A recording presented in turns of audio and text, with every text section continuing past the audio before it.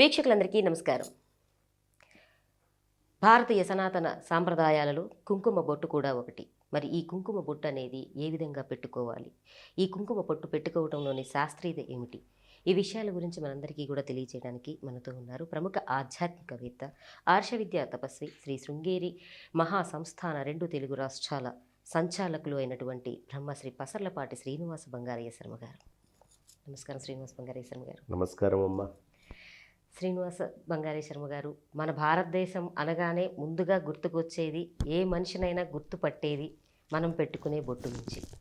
అది ఎన్నో రకాలు ఉంటుంది. అది కుంకుమ బొట్ట, గంధం బొట్ట, విభూతి బొట్ట, ఏదైనా కూడా రకరకాలుగా పెట్టుకున్నా ఖచ్చితంగా బొట్టు అనేది చూడగానే భారతీయులు అని చెప్పి తెలుస్తుంది. మరి ఆ బొట్టు పెట్టుకునే విధానం అనేది ఈ మధ్య చాలా రకాలుగా మారుతుంది.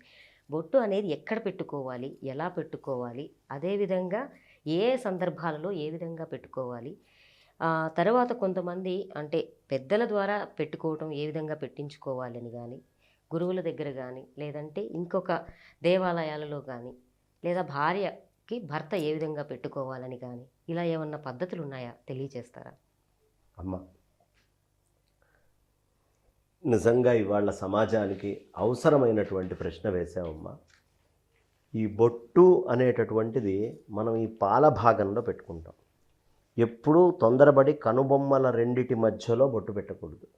కనుబొమ్మల రెండిటి కంటే కొంచెం పైగా బొట్టు ఉండాలి, కొద్దిగా పైగా బొట్టు రావాలి. ఏమిటంటే అక్కడ బొట్టు పెడితే వచ్చే ఫలితం అంటే, మనకి ఇడ, పింగళ, సుషుమ్న అనే 3 నాడులు ఇక్కడ కలుస్తాయి. వాటిల్నే గంగా, యమున, సరస్వతి అని కూడా అంటారు. ఈ ప్రదేశాన్ని త్రివేణి సంగమము అంటారు. త్రివేణి సంగమము అంటారు. ఈ త్రివేణి సంగమం, గంగా, యమున, సరస్వతి అనేటటువంటి కలిసే ప్రదేశంలో బొట్టు పెట్టుకుంటే ఆధ్యాత్మికంగా చాలా ఉన్నతి వస్తుంది అని చెప్తారు. ఆ తర్వాత మనం సాధారణంగా ఎప్పుడైనా కాస్త మెంటల్ హాస్పిటల్స్లో అక్కడికి వెళ్ళినప్పుడు వాళ్ళు ఇక్కడ కరెంటు అనేటటువంటిది ఇస్తారు. నేను అడిగా, ఏమండి అక్కడ కరెంటు పెడితే ఏమిటి మీకు వచ్చే ప్రయోజనం అంటే, ఈ మధ్యలో ఒక నరం ఉంటుందండి, అది కాంట్రాస్ట్ కనుక అయితే మనిషి యొక్క బిహేవియర్లో మార్పులు వస్తాయి. అది ఎక్స్పాండ్ కనుక అయితే మనిషి యొక్క బిహేవియర్లో మార్పులు వస్తాయి. అప్పుడు ఒక క్షణం నేను ఆలోచిస్తే నా బుద్ధికి తోచింది ఏమిటయ్యా అంటే, ఎప్పుడైనా ఎర్రటి రంగులో ఇక్కడ బొట్టు పెట్టుకుంటాం. రెడ్ కలర్ ఏం చేస్తుంది? లైట్ని ఎక్కువగా అబ్జార్బ్ చేస్తుంది. Red colour absorbs light. ఎప్పుడు ఎనర్జీ ఒక ఫామ్లో ఉండదు. Energy transforms from one form to another form. ఒక ఫామ్లో నుంచి ఎనర్జీ ఇంకో ఫామ్కి ట్రాన్స్ఫర్ అవుతుంది. లైట్ ఎనర్జీ హీట్ ఎనర్జీ కింద మారుతుంది అక్కడ పెట్టుకున్నప్పుడు. ఆ హీట్ ఎనర్జీ అనేటటువంటిది అక్కడ మారినప్పుడు లోపల ఎప్పుడూ ఆ నరాన్ని కాంట్రాస్ట్ కాకుండా ఎక్స్పాండ్ అయ్యేట్టుగా చూపిస్తుంది. సో జనరల్గా మనకి రకరకాల మూడ్ స్వింగ్స్ వస్తూ ఉంటాయి, లేదు ఇంకొక రకమైనటువంటి మైండ్ డిస్టర్బెన్సెస్ వస్తూ ఉంటాయి, మైండ్లో ఇవి వస్తాయి. ఇవన్నీ దేనివల్ల వస్తున్నాయి? మనకి లోపల ఏవైతే కెమికల్స్ సెక్రీట్ అవుతున్నాయో ఆ సెక్రీట్ అయ్యేటటువంటి కెమికల్స్ వల్ల మనకి రకరకాలైనటువంటి మన హావభావాలు కానీ, మనలో ఆనందము, దుఃఖము, ఇవన్నిటికీ మూల కారణం కెమికల్స్. ఎప్పుడైతే మనం ఇక్కడ బొట్టు సక్రమంగా పెట్టుకున్నామో ఆ కెమికల్ రిలీజ్కి ఇది చాలా సహకారిగా పనిచేస్తుంది. అంటే ఏది పడితే అది ఎరుపు పెట్టామా, మీరు ఒకవేళ కనుక స్టిక్కర్లు పెడితే ఈ స్టిక్కర్ అనేటటువంటిది బ్యాండేజ్ లాగా పనిచేస్తుంది, కానీ అది బొట్టు చేయాల్సిన పని చేయదు.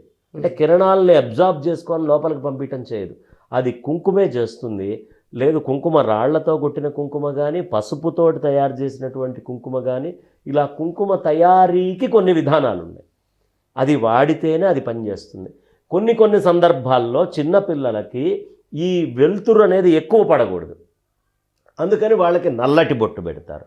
సో దట్ అది వెంటనే రిఫ్లెక్ట్ చేసి ఆ ఉన్నటువంటి ఎగ్జిస్టింగ్ ఎనర్జీని డిస్టర్బ్ చేయకుండా ఉండేట్టుగా ఉండే నల్లటి బొట్టును పెడతారు. ఎప్పుడు బ్లాక్ అనేటటువంటిది అది తీసేసుకుంటుంది, అది ఇచ్చేది బాగా లోపలికి గుంజుతూ ఉంటుంది, అక్కడికి ఆపుకుంటుంది, అది మళ్ళీ బయటికి పోనీదు వచ్చినటువంటి శక్తిని. ఎంత అబ్జార్బ్ అయితే లోపల ఉన్న చైతన్యం బయటికి పోకుండా ఆపుతుంది నలుపమ్మ.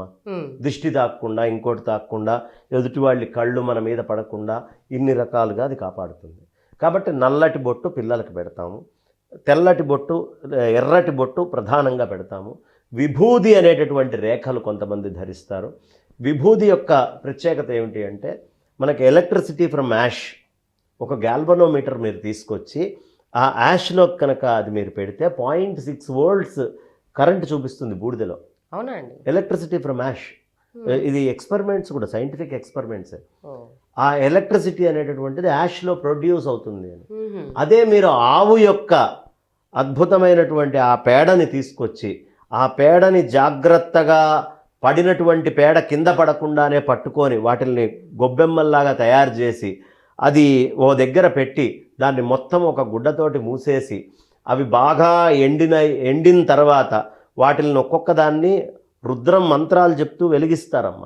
వెలిగించినప్పుడు అవన్నీ ఉండలుగా కాలిపోతాయి. ఈ కాలినటువంటి దాని మీద ఒక వస్త్రం వేసి రోజు రాత్రిపూట చంద్రుడి యొక్క కిరణాలకు, ఒక పౌర్ణమి కిరణాలు మొత్తాన్ని ఉంచుతారన్నమాట. ఒక సైకిల్ అంటే ఓ పాడ్యమి నుంచి పౌర్ణమి దాకా పూర్తిగా. మాస శివరాత్రి రోజేమో రుద్రం చెప్పి కాల్చాలి. పౌర్ణమి నాటి దాకా దాని నుంచి పౌర్ణమి కిరణాలు పూర్తిగా పడ్డ తర్వాత గనక తీసి ఆ చంద్రకిరణాలతో ఉన్నటువంటి భస్మాన్ని ఎవడు ధరిస్తాడో వాడిని వేదమాత తనంతట తానుగా వచ్చి వాళ్ళలో కూర్చుంటుంది. అందుకని ఆ భస్మాన్ని వాడండి అని చెప్తారు. భస్మం తయారు చేసే విధానం ఇవాళ చాలా మందికి తెలియదు. అంత శక్తి ఉందండి. ఈ భస్మం ఇలా తయారు చేయాలని కూడా చాలా మందికి తెలియదు. భస్మాన్ని ఆవు పేడ కింద పడకుండా తీసుకొని వెళ్ళి దాన్ని ముద్దల కింద గొబ్బెమ్మలుగా చేసి దాన్ని మన మాస శివరాత్రి రోజు, అంటే ప్రతి నెల వచ్చే కృష్ణ చతుర్దశి రాత్రి 12ంటికి ఎప్పుడు ఉంటుందో ఆ రోజున హవనం చేసి రుద్రమంత్రాలతో దాన్ని మళ్ళీ వచ్చే పౌర్ణమి రాత్రి దాకా పూర్తిగా ఆ చంద్రుడి యొక్క కిరణాల్లో దాన్ని కప్పిపెట్టేయాలి, మొత్తం మూత వేసి. పౌర్ణమి రోజు ఆ పైన ఉన్నటువంటి వస్త్రాన్ని తీయాలి, చంద్రుడి యొక్క కిరణాలు పూర్తిగా పడనివ్వాలి. పడ్డ తర్వాత పెట్టుకుంటే చాలా విశేషం. ఇలా అసలు మనం ఒక విభూది తయారు చేసుకోవడానికే చాలా విశేషాలు చెప్పారు మన పూర్వీకులు. కాబట్టి ఈ విధంగా మనం బ్రహ్మాండంగా ఆ భస్మంతో తయారు చేస్తే ఒక విశేషమైనటువంటి ఆధ్యాత్మికమైన శక్తి అందులోకి ఆవహిస్తుంది. ఆ విభూది నామాలని ఎలా పెట్టుకోవాలి? 3 సార్లు భస్మంగా రాసుకొని పెట్టుకోవాలి. 3 సార్లు రాసుకొని పెట్టుకుంటే దాని యొక్క ఫలం చాలా విశేషం. లేదు అంటే ఈ మధ్యవేలు, ఈ కనిపించే అనామిక, దీన్ని అనామిక అంటారు, ఉంగరం వేలు మధ్యవేలు, ఈ రెండిటితోటి ఇలా పెట్టి ఈ మధ్యలో నుంచి బొటన వేలుతోటి ఒకసారి రాయాలి. ఇది ఒకసారి చాలు.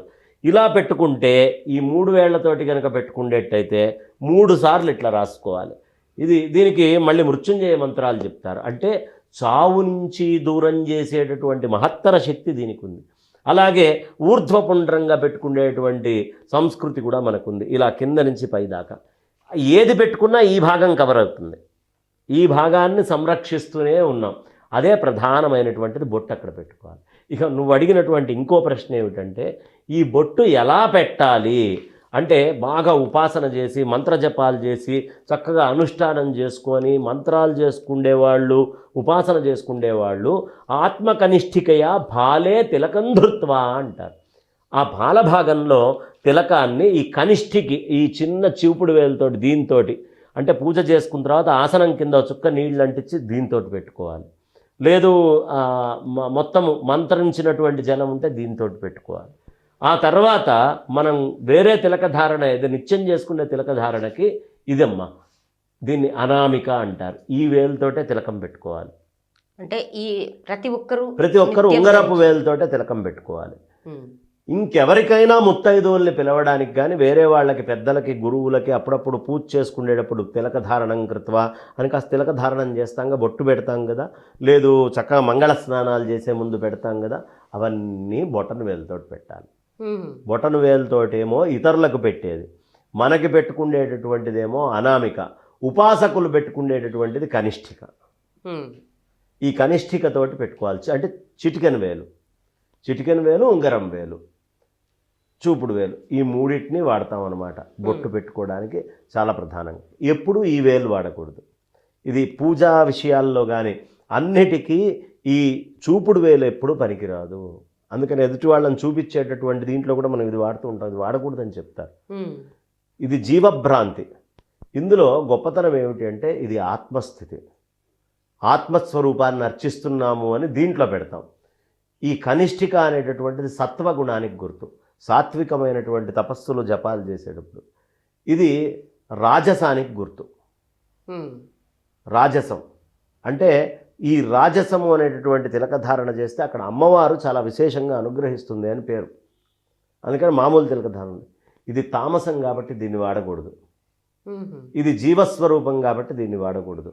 శంకరాచార్యుల వారు లాంటి వాళ్ళు ఇలా వేసుకుంటారు, దక్షిణామూర్తి ఇలా వేసుకుంటారు. మౌనవ్యాఖ్య ప్రకటిత పరబ్రహ్మతత్వం అని మౌనవ్యాఖ్యతోటి ఆయన పరబ్రహ్మతత్వాన్ని చెప్తున్నారు. ఇలా చిన్ముద్ర ఆనందమూర్తి. ఈ బ్రహ్మము ఈ జీవుడు ఈ రెండు ఒకటే అని హృదయంలో జీవుడు బ్రహ్మం ఒకటే అని ఒక మాట చెప్తే అయిపోయిందిగా, మొత్తం అన్నీ తెలియపరిచినట్టే కదా. కాబట్టి ఎదుటి వాళ్ళ సందేహాలన్నీ కూడా ఇలా ముద్రేసి తీసేశారట మౌనంగా ఆయన. శంకరులు ఇలా వేస్తారు, అమ్మవార్లు ఇలా వేస్తారు. ఇది చిన్ముద్ర యొక్క మాహాత్మ్యం, దీన్ని చిన్ముద్ర అంటారు. అందుకని ఇది పరమాత్మ, ఇది జీవుడు, జీవుడు పనికిరాదు, ఇది తమోగుణం పనికిరాదు. ఇక రజోగుణాలు, సత్వగుణము, ఆత్మస్థితి, ఈ మూడింటిని మాత్రమే మనం వాడి బొట్టు పెట్టుకోవాలి. ఈ మూడింటితోటే యోగ్యంగా తిలక ధారణ అనేటటువంటిది చెయ్యాలి. దీంట్లో మళ్ళీ రకరకాలైనటువంటి సంప్రదాయాలు ఉన్నాయి, గంధాలు అవి పెట్టుకోవడం. ఇక భర్త ఎప్పుడైనా ఆడవాళ్ళకి పెట్టేటప్పుడు ఇలాగే ఈ విధంగానే. తర్వాత ఆవిడ భార్య ఎప్పుడైనా ఇంకో ముత్తైదు వచ్చి ఇచ్చినప్పుడు భార్య మామూలుగా బొట్టు పెట్టుకుంటూనే తన యొక్క మంగళసూత్రాలకు కూడా బొట్టు పెట్టాలి. మంగళసూత్రాలకు ఖచ్చితంగా బొట్టు పెట్టుకోవాలి. ఎవరి దగ్గరికైనా వెళ్ళినప్పుడు కానీ, పెద్దల దగ్గరికి కానీ, ఇంకో పెద్ద ముత్తైదు నుంచి వచ్చినప్పుడు కానీ మంగళసూత్రాలకు పెట్టుకుంటే తన భర్త క్షేమంగా ఉంటాడు అని చెప్పడానికి గుర్తు. మమ జీవన హేతున, నేను బతికున్నాను అని చెప్పడానికి ఈ ప్రపంచానికి గుర్తేమిటయ్యా? నా భార్య మెళ్ళలో మంగళసూత్రం. అది లేదంటే నేను లేనట్టే. నా భార్య మెళ్ళలో మంగళసూత్రం ఉంటే నేను బతికున్నట్టు, అది లేదా నేను లేను. ఇదే గుర్తు. అంటే ఎంత పెద్ద మాట చూడండి. మాంగళ్యం తంతునానేనా మమ జీవన హేతున, నేను బతికున్నానని చెప్పాలంటే నా భార్య మెళ్ళలో మంగళసూత్రం.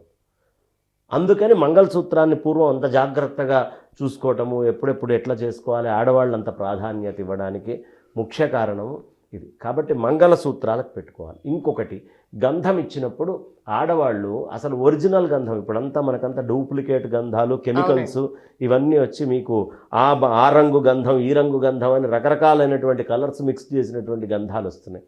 పూర్వం అలా ఉండేది కాదు. పూర్వము మంచిగా చక్కగా అరగదీసి సానబట్టినటువంటి గంధం ఉండేది, దాంతోటే కాటుకు కూడా చేసేవాళ్ళు. ఆ గంధాన్ని ఇట్లా ఈ మామూలుగా పెట్టుకున్నప్పుడు ఈ కంఠానికి పెట్టుకుంటే, అంటే థైరాయిడ్ గ్లాండ్ ఏదైతే ఉంటుందో ఆ థైరాయిడ్ గ్లాండ్కి ఒరిజినల్ గంధము అనేటటువంటిది రాస్తే గంధము యొక్క చలవ వల్ల థైరాయిడ్ డెఫిషియన్సీస్ అనే వాటి నుంచి ఆడవాళ్ళు దూరంగా ఉంటారు. అందుకని మంచి గంధము అనేటటువంటిది తీసుకొని ఇక్కడ పెట్టుకోవాలి. మగవాళ్ళు అయితే విభూది నామాలు పెట్టుకుంటారు కంఠానికి. లేదు వేరే సంప్రదాయంలో వాళ్ళకి ఏ సంప్రదాయం ఎలా అలవాటు ఉంటే వాళ్ళు అలాంటిది ఖచ్చితంగా కంఠానికి కూడా పెడతారు. పెట్టడంలో ఉండేటటువంటి ముఖ్యమైనటువంటి కారణం అనారోగ్యాల నుంచి మనల్ని దూరం ఉంచుతుంది.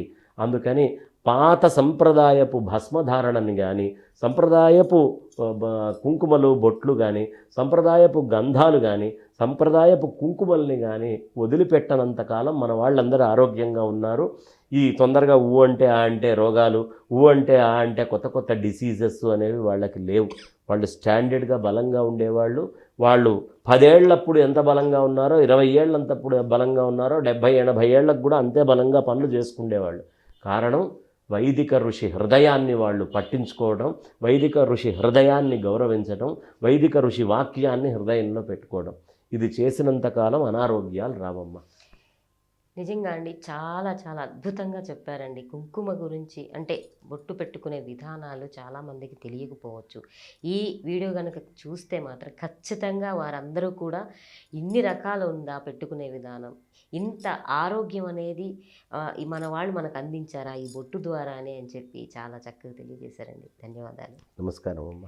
విన్నారు కదండి శ్రీనివాస బంగారయ్య గారి మాటల్లో బొట్టు అనేది ఎందుకు మనకు సాంప్రదాయంగా మన పెద్దలు అందించారు, అందులో ఉన్న శాస్త్రీయత కూడా ఏ విధంగా ఉందో ఇవన్నీ కూడా మనకి చాలా చక్కగా తెలియజేశారు కదా.